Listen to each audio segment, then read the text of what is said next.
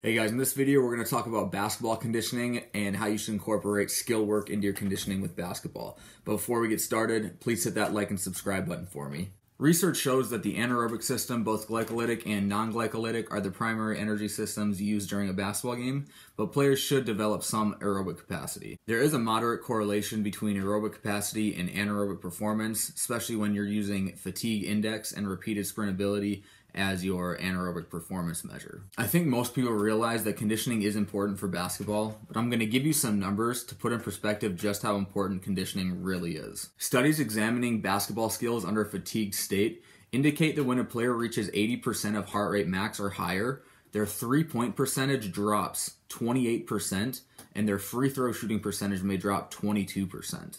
And not only does the shooting decrease, but ball handling skills and passing accuracy also decreases significantly. A decrement that severe in your skills could easily be the difference between winning and losing a game. So then the question becomes, what can we do about this? Well, we have evidence to suggest that sprint interval training with work to rest ratios of 1:1, 1:2, 1:3, and even 1:4 is an effective way to improving aerobic capacity. But the work period or the sprint effort needs to be about 30 seconds long and done from multiple sets. And what's cool about this information is that it's really easy to apply with basketball.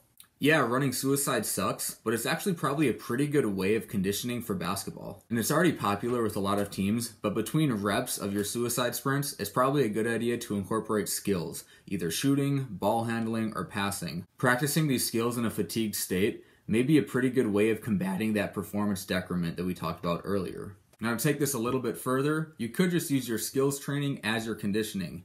Perform a shooting drill, an intense shooting drill for 30 seconds on, take 30 seconds off, then perform it again, or the same thing with ball handling drills or passing drills. And if you're someone like me that likes to quantify things, I like to use for basketball a running-based anaerobic sprint test.